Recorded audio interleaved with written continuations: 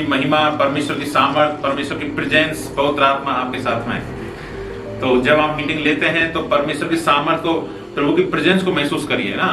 आप ये सोचिए, इस बात पर ध्यान लगाइए कि परमेश्वर, पवित्र आत्मा हमारे साथ में है, स्वर्गदूत हमारे पास में बैठे हुए हैं, तो किस अनुशासन के साथ और कैसी और किस प्रसन्नता के साथ हमको मीटिंग लेना है ना।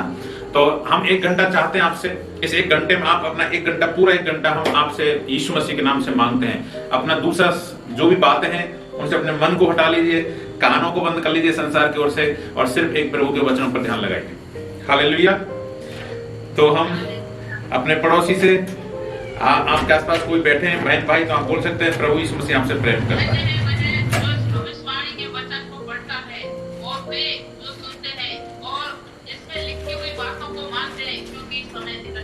आमीन।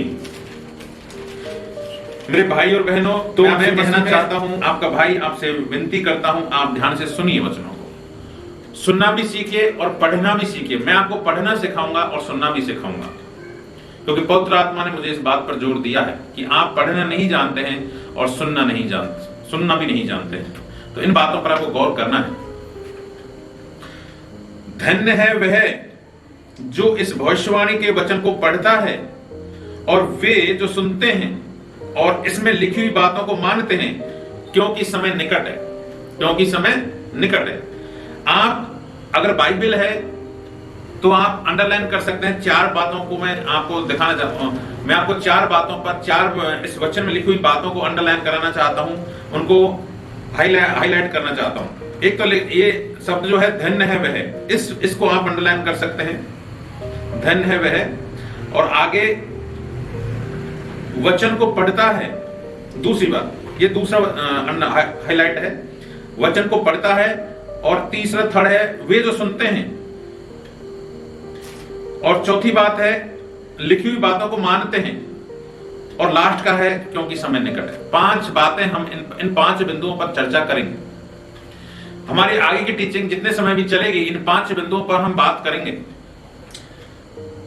और ये वचन में 5 बातें निकल कर आती हैं, जिनको आपको पढ़ना है, सीखना है और इनको जानना है, और फिर हमें सिखाना है लोगों को। तो सबसे पहला क्या है इसमें, कोई पढ़ेगा फिर से एक बार?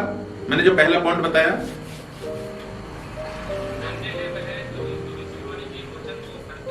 सिर्फ बस धन्य है वह। हालेलुया। इंग्लिश में ऐसा लिखा है, blessed is the one who, blessed is the one who, यानी धन्य है वह।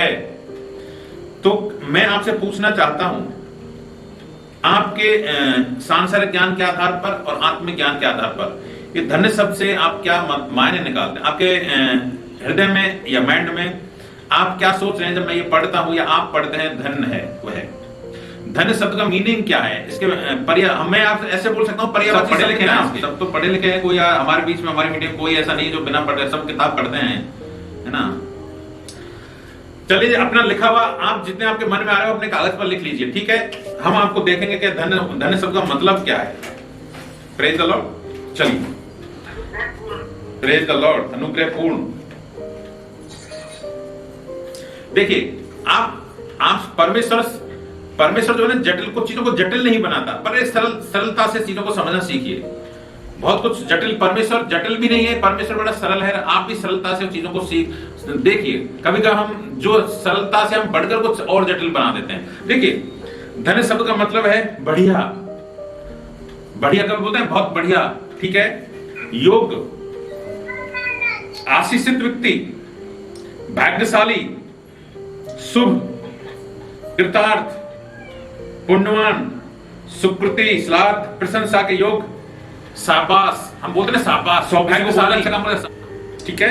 आप लिखते हैं पूज्य, हम बोलते हैं ना, हम जब लेटर लिखते थे पुराने, पूजनीय पिताजी, पूजनीय माताजी, सादर प्रणाम, ऐसे हम लिखते थे। तो पूज्य, पवित्र, समृद्ध, परम सुखी, वो तो परम सुखी भाई, सुखी आदमी ना, सफल, संपन्न, आनंदप्रद।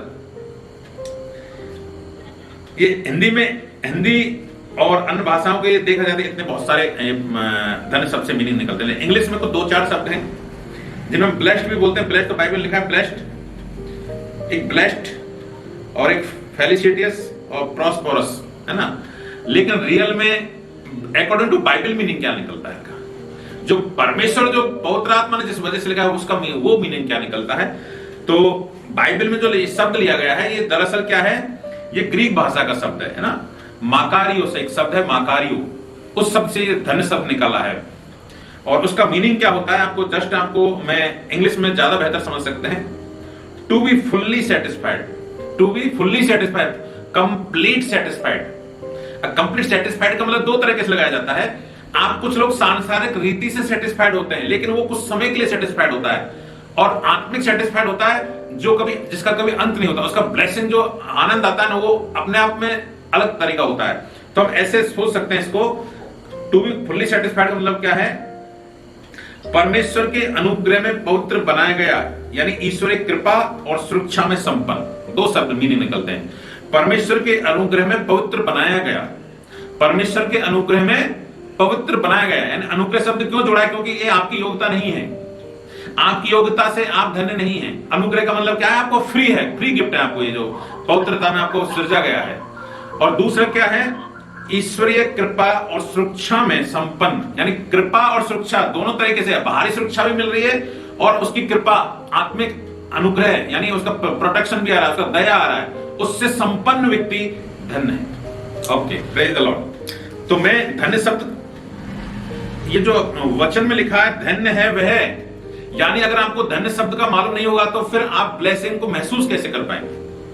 इसलिए हमारे लिए बड़ा महत्वपूर्ण है कि आप इस चीज को जानें कि जो परमेश्वर आपको कहना चाहता है, जिस नाम से संबोधन करना चाहता है, जो चीज आपको देना चाहता है, वो आपको पता होना चाहिए। अगर परमेश्वर ने आपको कोई चीज दिया, यानी सपोज करिए एक आपको अच्छा पेन दिया, लेकिन उस पेन की आप कीमत नहीं जानते हैं, उस पेन का उपयोग नहीं जानते, तो आप कभी इस्तेमाल नहीं कर पाएंगे। मैं एक पेन के बारे में बड़ा अच्छा मुझे अभी याद आया जब आपसे बात कर रहा हूं, तो प्रभु के दास कि मैं एक अच्छे सुनामी दास की बात कर रहा हूं, जो सुनामी दास हैं प्रभु के। अगर उनका नाम बोलना चाहूं तो उनका नाम है मिस्टर बेनीहिन। बेनीहिन की मैं बात गवाही देना देश का मुझे याद नहीं आ रहा, लेकिन शायद ऐसा एक छोटा देश था पुर्तगाल या कुछ ऐसा। वहां एक बार देश में एक सुसमाचार वार्ता में विजिट करने गए, तो उन्होंने वहां देश के राजा से समय लिया कि मैं मिलना चाहता हूं। तो जब मिलने का टाइम था तो ये सोचे मैं क्या गिफ्ट दूं, ऐसा बेनीहिन सोच रहे थे मैं क्या गिफ्ट दूं इस राजा को। और सोचते सोचते उन्होंने सोचा एक अच्छा पेन देता हूं मैं। तो उन्होंने एक पेन लिया दुकानदार से, तो पेन की कीमत उस समय $3000 थी, जो बेनीहिन के लिए काफी थी। उसकी जो एक सेवक के रूप में जितना उसका बजट था उसके हिसाब से काफी थी। लेकिन दुकानदार ने पूछा, सर ये पेन आप किसको गिफ्ट देना चाहते हैं? ये पेन आप गिफ्ट किसको देना चाहते हैं? तो उसने बोला इस देश के राजा को मैं गिफ्ट देना चाहता हूं। तो सर कुछ अच्छा देखिए आप। उसने बोला सर कुछ और अच्छा देखिए आप। तो बेनीहिन का बजट तो पूरा हो चुका था, तो वो थोड़ा समझे से पड़ा, कुछ और है अच्छा? उसने बोला आप देखिए ये है। तो उसका बजट अलाउ नहीं कर रहा था, लेकिन फिर एक पेन सेलेक्ट किया, ये मैं ले लेता हूं। सर और भी कुछ अच्छा देखिए आप। उस दुकानदार ने बोला क्योंकि आप राजा को देने जा रहे हैं, ये गिफ्ट किसको देने जा रहे हैं? राजा को गिफ्ट देने जा रहे हैं। तो उस पेन को जो लास्ट में उसने जो पेन दिया दुकानदार ने, वो $1,00,000 का था। कितना? $1,00,000 का था। वो 3000 से सोचा था, उसका बजट नहीं था, और वो उसने जो पेन दिया 1,00,000, वो उस देश का सबसे कीमती पेन था। तो उसने बोला ये आप हमारे देश के राजा को गिफ्ट देने जा रहे हैं, तो वो गिफ्ट भी नंबर 1 होना चाहिए। और जब वो पेन लेके गया, मुलाकात हुई, राजा को गिफ्ट दिया, तो राजा उस पेन को देखकर खुश हो गए। और बाद में जितने दिन बेनीहिन रहे उसने पूरे उस देश के द्वार खोल दिए उसके लिए, उस देश के पूरे द्वार खोल दिए। और उसको जैसे जेड श्रेणी की Z+ का सुरक्षा होता है, पूरा सुरक्षा के साथ उस देश को जितने दिन भी रहा, 15 दिन महीने में, उसको पूरी सुरक्षा के साथ पूरे देश में प्रचार करने के लिए मौका मिला। और वो राजा बाद में उसका अच्छा दोस्त हो गया। हालेलुया। तो ये हमें देखना चाहिए कि गिफ्ट भी हम जो दे रहे हैं उसका मूल्य क्या है, उसका उपयोग क्या है। अगर राजा को अच्छी गिफ्ट नहीं देता तो परमेश्वर के लिए द्वार नहीं खुलते। तो ये बेनीहिन की बड़ी गवाही उसके जीवन में, जब मैंने उसको सुना और पढ़ा तो बेनीहिन की बड़ी गवाही की, उसको धन्यवाद दिया कि परमेश्वर ने एक ऐसे लोग को, ऐसे व्यक्ति को इस्तेमाल किया जो विश्वासी भी नहीं था। वो दुकानदार नहीं जानता था कि परमेश्वर के बारे में, लेकिन परमेश्वर ने उस दुकानदार को, अविश्वासी को इस्तेमाल किया कि राजा को क्या देना चाहिए। तो हमें बुद्धिमान होना चाहिए कि धन्य शब्द का मतलब क्या है। जब परमेश्वर को दे रहा है तो आपको जो धन्य बनाया है परमेश्वर ने, अब आपको बोल रहा है परमेश्वर धन्य है वह जो पढ़ता है। अब आप पढ़ते हैं बाइबल को, लेकिन आप इसका मूल्य नहीं समझते इस चीज का। ये धन्य शब्द परमेश्वर ने आपके लिए बोला है, लेकिन आप इसका मूल्य नहीं समझते हैं, तो आप कभी भी उस बात का आप इस्तेमाल नहीं हो पाएंगे परमेश्वर के लिए। तो मैं ये कहना चाहता हूं आपसे कि हर एक का वचन पढ़ते हैं तो एक ये जो वर्ड है ना, ये बड़े कीमती हैं। सोचिए, एक भी वर्ड इस धरती का नहीं है, इस धरती का एक भी शब्द नहीं है यहाँ इस बाइबल में, पूरी बाइबल में एक भी शब्द धरती का नहीं है, इस पृथ्वी का नहीं है। सारे शब्द स्वर्ग से उतरे हैं, सारे शब्द स्वर्ग से उतरे हैं। आप स्वर्ग जाना चाहते हैं, आप उस अनंत की कल्पना करते हैं जिसमें आप जाना चाहते हैं, उसके लिए हम अपना जीवन लगा रहे हैं, उसी के लिए हम अपना जीवन दे रहे हैं। तो जिस स्वर्ग में आप जाना चाहते हैं वहां का एक खजाना है, अब इस खजाने को आप महत्व नहीं देते हैं और फिर आप स्वर्ग जाना। तो आप इस वचन को मैं अपने प्रेम के साथ पढ़ते हैं। देखिए, ये वचन जो है ना, आप बोलते हैं, मैं आपसे बार बार बोलता हूं मीटिंग, और आप सीख गए होंगे इस चीज को, आप अपने आप में बोलते होंगे आई लव यू जीसस, आप बोलते होंगे अकेले में भी ना, लव यू जीसस बोलते हैं। इसका मतलब क्या है? ये वचन ही जीसस है, ये वचन जो है यही यीशु है। अब अगर इससे हमें सिर्फ शब्द हमारे रह जाए और हम इसको प्यार ना करें, हम इसको इतना प्रेम से नहीं पढ़ें और हम इसको बार बार रिपीट ना करें, तो फिर इसका मतलब हम सचमुच में शब्द हमारे पास है, लेकिन प्यार नहीं करते हम परमेश्वर को। तो यीशु का प्यार जो, इसको आप एक प्यास की नजरों से इस वचन के पास आएंगे, इसको प्यार से पढ़ेंगे, प्यार से इसको सहलाएंगे, इस वचन को, ये आपके अंदर जाएगा ये वचन और आपके जीवन को बदल देगा। तो हर एक शब्द के मायने बड़े गहरे हैं, और अगर आज पवित्र आत्मा बात कर रहा है तो ये आप जानोगे कि वचन की सामर्थ्य क्या है, वचन की गहराई क्या है। और वचन जितना ज्यादा हम जटिल समझते हो, जटिल नहीं है, लेकिन जितना ज्यादा हम सांसारिक समझते हो, सांसारिक भी नहीं। तो एक बार मैं फिर से आपको रिपीट कर देता हूं, धन्य शब्द का मतलब क्या है। धन्य शब्द का मतलब होता है आशीषित, बढ़िया, योग, भाग्यशाली होना, शुभ, कृतार्थ, पुण्यवान, सुकृति, श्राद्ध, प्रशंसा के योग, शाबाश, मेहरबान, ब्लेस्ड, सौभाग्यशाली, पूज्य, पवित्र, समृद्ध, परम सुखी, सफल, संपन्न, आनंदप्रद, ब्लेस्ड, फेलिसिटस, प्रॉस्परस, और टू बी फुल्ली सेटिस्फाइड, पवित्र, बनाया गया, ईश्वरीय कृपा और सुरक्षा में संपन्न। देखिए, मैं कोई ज्ञानी नहीं हूं कि मेरे पास चीज आ गई, ऐसा नहीं है कि मेरे माइंड में कोई है और मैंने लिख दिया, ऐसा नहीं है। मैंने भी इनको मेरे लिए और आपके लिए ढूंढा है, मैंने भी इनके लिए मेहनत किया है, खोज की है कि मैं आपको बेस्ट से, और ये मैं क्यों चाहता हूं, परमेश्वर उस बात का निर्णय मेरे से लेगा, लेखा मेरे से लेगा। मेरे जीवन में जो करता हूं, परमेश्वर उसे मुझसे पूछेगा, तुमने क्या खिलाया अपनी भेड़ों को? क्या बेस्ट से बेस्ट तुमने ऊंचाई पर जाकर सब चीजें वो दी जो मैं चाहता था, उनको जो जरूरत थी वो दी क्या? हालेलुया। आप अपना हाथ ऊंचा उठाकर बोल सकते हैं, प्रेज द लॉर्ड, प्रभु की बढ़ाई हो, प्रभु भला है। चलिए, तो ये एक शब्द था, हम आगे बढ़ेंगे। धन्य है वह जो इस भविष्यवाणी के वचन को पढ़ता है। धन्य शब्द समझ में आया आपको? क्या मतलब है, मीनिंग है, क्या मायने है इसके? ठीक है। अब वो आप धन्य हैं अगर आप इस वचन को पढ़ते हैं। आप कितने सालों से इस बाइबल को पढ़ रहे हैं? 2 साल, 5 साल, 10 साल, 15 साल, 20 साल से पढ़ रहे हैं ना सभी? जब से आप विश्वासी तब से पढ़ रहे हैं। मेरा कहने का मतलब ये है, अलग अलग समय हो सकता है आपका। ओके, अब पढ़ने का मतलब क्या है मुझे समझाइए। आप क्या समझते हैं पढ़ने से?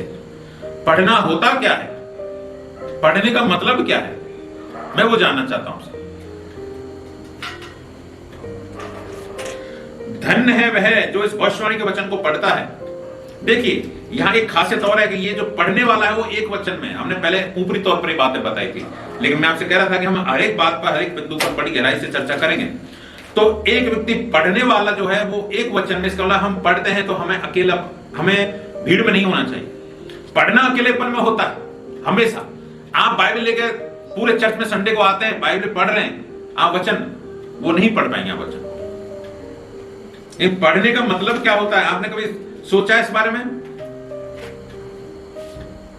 कोई मेरे भाई बहन बताएंगे इस बारे में कुछ?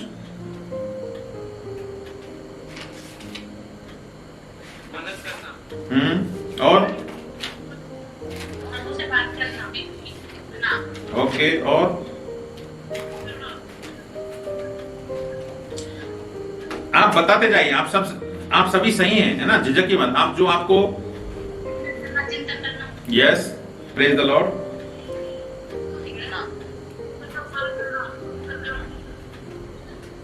Praise the Lord. ठीक। हमारे जीवन में आत्मिक रीति से पढ़ने का क्या महत्व है हमारे जीवन में। हम पढ़ना प्रभु क्यों चाहता है कि हम पढ़ें।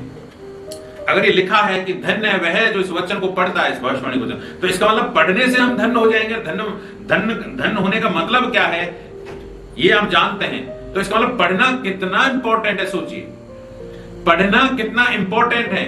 और बाइबल पढ़ने के बाद भी आप स्वर्ग नहीं जाते हैं तो इसका मतलब आपने बाइबल पढ़ी नहीं थी। हालेलुया। चलिए हम वचन के आधार पर देखेंगे मतलब क्या है।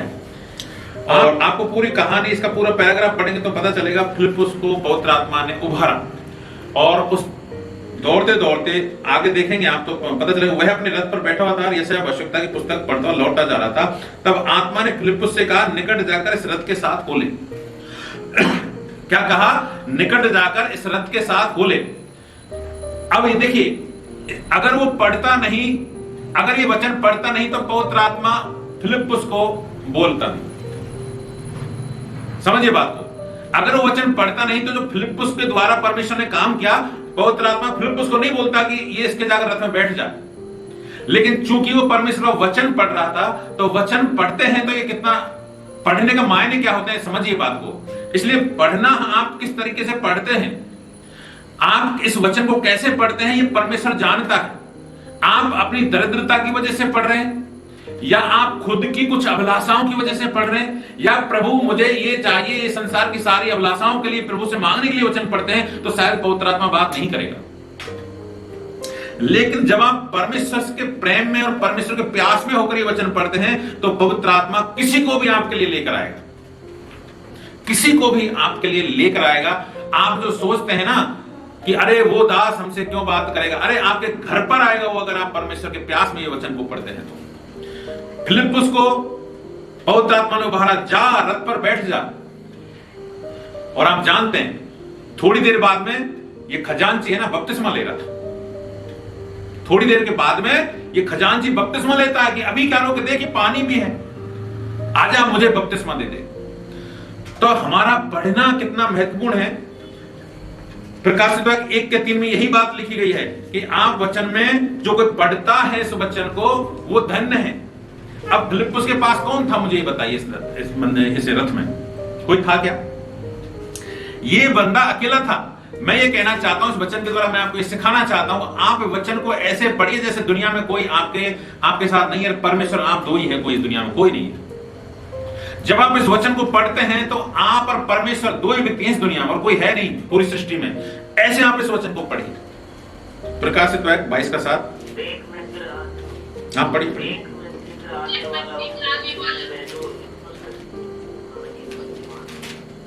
क्या हुआ, मैंने विश्वास के साथ नहीं पढ़ रही। देख मैं शीघ्र आने वाला हूं, धन्य है वह जो इस पुस्तक की भविष्यवाणी की बातें मानता है। देखिए परमेश्वर शीघ्र आने वाला है, लेकिन परमेश्वर क्या कहना चाहता है? देख मैं शीघ्र आने वाला हूं, और धन्य वह है जो इस पुस्तक की भविष्यवाणी की बातें मानता है। लेकिन मानेंगे कब? जब आप पढ़ोगे तब। आप अपने घर में रहते नहीं है, माँ बाप से वर्षों हो गए दूर हुए, और आप अपने जीवन साथी के साथ में दुनिया में जी रहे हैं। अरे माँ बाप के साथ रहते नहीं तो उसकी आप सुनोगे कब? उसकी आज्ञा का पालन कब करोगे? आपसे अपना बाप या माँ बोलेगी कब कि तुम ये कर बेटा? जब आप साथ रहेंगे तो। मैं ये कहना चाहता हूं, ये वचन आप पढ़ोगे तो आप मानोगे। हम वचन पढ़ते ही नहीं है तो आपको पता ही नहीं चलता कि मुझे क्या करना है, क्या बात सुननी है। वचन पढ़ना कितना महत्वपूर्ण है, ये आप बिना पढ़े, अगर आप परमेश्वर की सेवा करना चाहते हैं तो आप पढ़ना सीख जाइए कि कैसे पढ़ते हैं, कब पढ़ते हैं और किस तरीके से पढ़ना पड़ता है वचन। व्यवस्था विवरण निकालिए। इसी के आगे है, मैं आपको पुराने नियम से कुछ बातें दिखाना चाहता हूं जो बड़ी, बहुत सारे वचन हैं लेकिन मैं कुछ थोड़े से वचन आपके लिए लिए हैं मैंने। व्यवस्था विवरण 17 अध्याय और 19 वचन पढ़िए।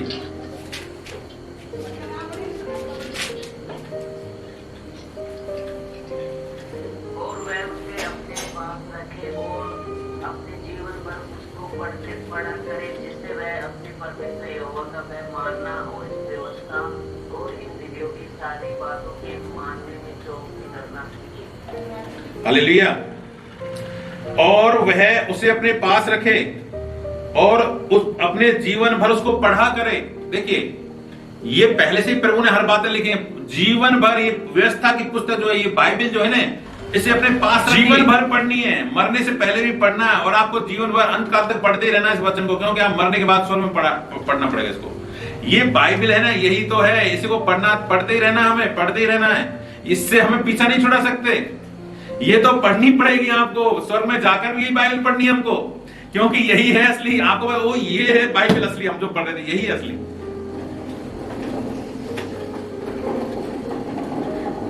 जिससे वह अपने परमेश्वर को भय मानना और इस व्यवस्था और विधियों की सारी बातों को चौकसी करना सीखें। देखिए, परमेश्वर क्यों पढ़ाना चाहता है? देखिए, मैं आपको सच्ची बात बताता हूं, सच्ची बात है, सच सच कहता हूं। जो बच्चे गर्भावस्था में हम जिनको मार देते अपने बच्चों को, बहुत सारे लोग क्या है जो अनिच्छित गर्भधारण कर लेती हमारी माँ बहनें, वो सोचते हैं ये तो पाप है नहीं, और वो हॉस्पिटलों में जाकर अपने बच्चों को मिसकैरेज कर देती हैं, टैबलेट्स लेती हैं। देखिए, वो एक हत्या के बराबर पाप है ना। और परमेश्वर उन बच्चों को स्वर्ग में खुद पालता है, यीशु मसीह के साथ रहता है, उनको खाना खिलाता है, सब काम। और फिर जब बच्चों को खुद यीशु मसीह पढ़ाता है। भाई, मैं आपको रियलिटी बता रहा हूं, यीशु मसीह खुद बाइबल पढ़ाता है, खुद उन बच्चों को सिखाता है, तैयार करते हैं, बच्चे बड़े होते हैं। एक एक बच्चा, अगर आपने अपने जीवन में एक बच्चों को खोया है, चाहे आपने खोया है या आपके द्वारा खोया है, वो बच्चे अगर आप स्वर्ग जाएंगे तो सारे बच्चे आपको मिलेंगे, मैं आपको गारंटी देता हूं। आपके बच्चे जितने भी खोए हैं आपने, चाहे शैतान ने आपके बच्चों को मारा है या फिर आपकी वजह से बच्चे बने, लेकिन क्योंकि आपने प्रभु को अंगीकार किया, प्रभु से क्षमा मांगी है, तो आप स्वर्ग जाएंगे, तो आपके सारे बच्चे आपको स्वर्ग में मिलेंगे, आपकी वेट कर रहे हैं, आपका इंतजार कर रहे हैं। ये इतना ही सत्य जितना यीशु मसीह सत्य है। ये बात आकाश और पृथ्वी टल जाएंगे, लेकिन ये परमेश्वर की बातें कभी नहीं टलेंगी। सारे बच्चे तैयार हैं। जो आपने 20 साल का पहले हुआ तो 20 साल का बेटा आपको मिलेगा वहां। आप धरती से क्यों हमारे बड़े बेटे अब से पहले एक बच्चा खराब हुआ था, हमने वेट किया, प्रभु डॉक्टर ने कहा खराब है, निकालो, धड़कन खत्म हो, फिर भी हमने 20 दिन वेट किया कि नहीं, परमेश्वर पूरा जवाब दे, क्या खराब हो चुका है। जब पूरी तरह डेड हो गया तब डॉक्टर ने मिसकैरेज किया उसको। और हम ये आशा करते हैं कि जब हम जाएंगे वो हमें मिलेगा, वो पहला उठा हमें मिलेगा स्वर्ग, ये हम विश्वास करते हैं। अगर आपको अपने इन बातों के बारे में जानते हैं तो आपको एक आनंद आएगा। मैं प्रभु से, आप कभी मरने से प्रभु के लिए प्राण देने के लिए तैयार हम हमेशा रहेंगे। लोग मरना नहीं जानते हैं। कई बार लोग फोन आते, बहुत सारे लोग मेरे पास फोन आते हैं और अलग अलग तरह के क्वेश्चन होते हैं सभी के। लोग मरना नहीं सीखते हैं, प्रभु के लिए मरना नहीं जानते हैं। वो मरने का मतलब क्या समझते हैं, जैसे मैं मर जाऊंगा तो जैसे फिर तो मेरा कोई मतलब, मैं स्वर्ग जाऊंगा नहीं जाऊंगा, ये विश्वास ही नहीं है हमारे। और सपोज करिए आपको शुगर है, तो शुगर का पेशेंट क्या सोचता है, मैं फास्टिंग करूंगा तो मर जाऊंगा, बिना टैबलेट के मैं रह नहीं सकता, ऐसे सवाल आता है। लेकिन आप दवाइयों पर भरोसा करते हैं, परमेश्वर पर भरोसा करते हैं। आपसे कहना चाहता हूं, जब मैं आपसे ये कहता हूं कि आप चलिए, आप 11 दिन का फास्टिंग रहिए, तो आपका भरोसा नहीं, आपकी हिम्मत ही नहीं 11 दिन का फास्टिंग करने के लिए। क्यों? कि आपको परमेश्वर पर भरोसा नहीं है, आपको दवाइयों पर भरोसा है और आप उसमें आगे नहीं बढ़ पाते हैं। तो आप स्वर्ग की जो आशा है, स्वर्ग की जो आशीष है, उनको खो देंगे आप। फिर कहते हैं कभी कभी, मेरे जीवन में ये क्यों नहीं हो रहा? क्योंकि आप चल नहीं पाते हैं, प्रभु के साथ चल नहीं पाते हैं। हो सकता है आप स्वर्ग चले जाएं, लेकिन आप रियल आशीषों को नहीं पाएंगे कभी भी। तो बहुत सारी बातें हैं जिनको आपको खुद को मरना पड़ेगा इन छोटी छोटी चीजों में। एक बार मरने का प्रयास करें। मरने का मतलब मैं ऐसा नहीं कर रहा, सुसाइड करने के लिए नहीं बोला मैं आपको। इस शारीरिक रूप से शारीरिक अभिलाषाओं को मारिए। आपका मन करता है कि मैं अच्छे गहने पहनूं, लेकिन छोड़ दीजिए गहनों का शौक। आपके पास पैसा है, इन पैसों को बच्चों को दे दीजिए। कोई बहुत सारे माता पिता है जिनके पास शायद बहुत सारे लाखों रुपए होगा, लेकिन बच्चों को अभी भी बच्चों को तरसा रहे हैं, वो अपने बच्चों को पैसा दे दीजिए। आप तो प्रभु की सेवा करिए, ये पैसा कोई काम नहीं आएगा। अपने बच्चों को देना चालू कर दीजिए पैसों को। अगर आपके पास है तो परमेश्वर की सेवा में लगाना चालू कर। हर एक बात को प्रभु के लिए जो काम करें वो प्रभु की महिमा के लिए करना चालू कर दीजिए। 31 का 11 पढ़िए इसमें, इसी व्यवस्था विवरण में।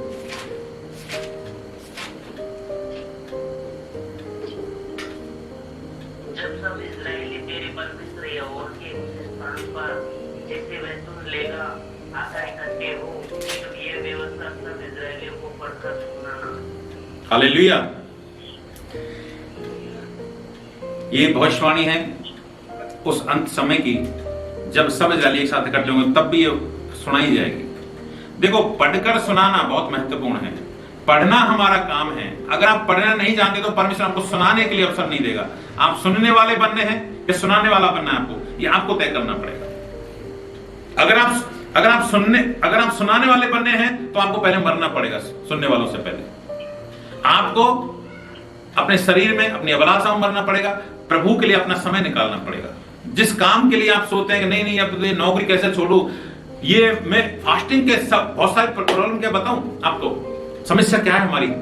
जैसे मैं नौकरी करता हूं, हमारे बहन में कोई नौकरी करते हैं, खेती करते हैं, या कोई शादी ब्याह है, अभी 15 दिन बाद भाई ब्याह होने वाला किसी हमारे रिश्तेदार का, तो हम फास्टिंग करना छोड़ देते हैं।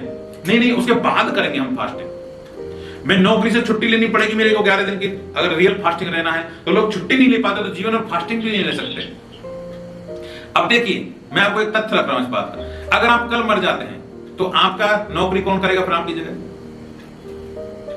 आपकी जगह बिजनेस कौन करेगा? अगर आप मर जाते हैं तो आपका बिजनेस कौन संभालेगा? तब फिर ये बात परमेश्वर आपसे पूछेगा, तूने विचारता रहा लेकिन मेरे लिए एक दिन का उपवास नहीं रख सका, तू मेरे लिए एक घंटा जाग नहीं सका। जैसे आपको मालूम है यीशु मसीह और पतरस और यूहन्ना और उसके 3 चेले जब वहां थे पहाड़ी पर, तो अंत के समय में जब पकड़ा जाने वाला था, उससे पहले जब वो बार बार कहता, अरे तुम मेरे लिए जाग नहीं सके, एक घड़ी नहीं जाग सके तुम मेरे लिए, तुम मेरे लिए एक घड़ी नहीं जाग सके, तुम मेरे लिए एक दिन का फास्टिंग नहीं कर सके। ये बातें हमसे पूछी जाएंगी और हम सोच रहे नहीं अभी छुट्टी, रिटायर हो जाऊंगा, उसके बाद में मैं सेवा करूंगा। रिटायर के बाद आपका जीवन को पता है कल क्या होने वाला है आपके साथ में? पैसा आएगा रिटायरमेंट का जब मैं दान दूंगा, आज नहीं दे सकते। रिटायरमेंट के बाद आप कुछ नहीं दे सकते। जब आप 100 रुपए में से 10 रुपए देना नहीं सीखते हैं, आपको 50 लाख में से आप 5 लाख रुपए देना सीखेंगे? आप कभी नहीं दे सकते। आप अगर थोड़े में विश्वास योग्य नहीं है तो बहुत ज्यादा में कभी विश्वास योग्य नहीं हो सकते। आप जब आज 100 रुपए देना नहीं जानते तो आप लाख रुपए कभी नहीं दे सकते परमेश्वर के लिए। जो थोड़े में सच्चा है वो बहुत में भी विश्वास योग्य है, बहुत में भी सच्चा है। परमेश्वर उन्हीं को जिम्मेदारी देता है, उन्हीं को आशीष देता है, उन्हीं को सेवा देता है जो थोड़े से थोड़े में विश्वास योग्य रहते हैं। इस्राएलियों को पढ़कर सुना। आप कौन है? हम इस वचन के बाद खत्म करें, आगे अगली मीटिंग में लेंगे। बहुत सारे अलग अलग वचन है और वो हर एक वचन बड़ा इंपॉर्टेंट है। मैं ये आपसे क्वेश्चन पूछना, आप कौन है? ये वचन के आधार पर मैं पूछ रहा हूं, मैं इस वचन के आधार पर पूछ रहा हूं, आप लोग कौन है? इजरायली। जब आप इजरायली हैं तो आज आपको ये वचन पढ़ाया जा रहा है, सुनाया जा रहा है। आप अगर इजरायली नहीं होते तो आज आपको ये वचन नहीं सुनना पड़ता। जो आज प्रभु पवित्र आत्मा आपको सुना रहा है वो शायद सुनने को नहीं मिलता। इसका मतलब आप असली इजरायली हैं। मैं आपके लिए इसको मैं ऐसे बोल सकता हूं कि हे धन्य लोगो, तुम इजरायली हो। तुम इजरायली हो इसलिए तुम धन्य हो कि परमेश्वर वचन तुमको सुनाया जा रहा है। You are all my sisters and brother, you are blessed in the name of Jesus Christ. तुम परमेश्वर में सौभाग्यशाली हो, पूजनीय हो, पवित्र हो। जो कुछ में हमने सीखा है, तुम परमेश्वर के अनुग्रह और कृपा और सुरक्षा में तुम संपन्न हो, क्योंकि तुम इजरायली हो। इसलिए ये वचन तुमको सुनाया जा रहा है, क्योंकि ये वचन, यही तो लिखा है इस वचन में, जब सब इजरायली तेरे परमेश्वर यहोवा के उस स्थान पर जिसे वह चुन लेगा अगर इकट्ठे हो। ये तो हम स्थान परमेश्वर ने, देख हमें परमेश्वर ने चुन लिया है और हम एक साथ इकट्ठे हैं जितने भी लोग हैं,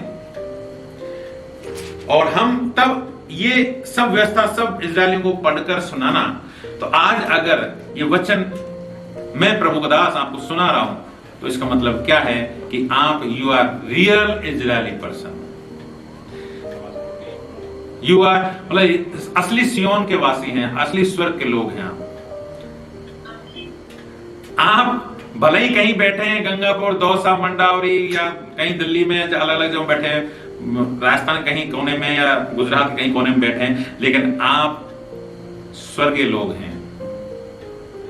अब आप महसूस करिए, परमेश्वर के दूत आपके आसपास बैठे हैं, स्वर्ग के दूत आपके आसपास हैं। इस बात को आप महसूस कर सके तो आपके लिए सौभाग्य की बात होगी।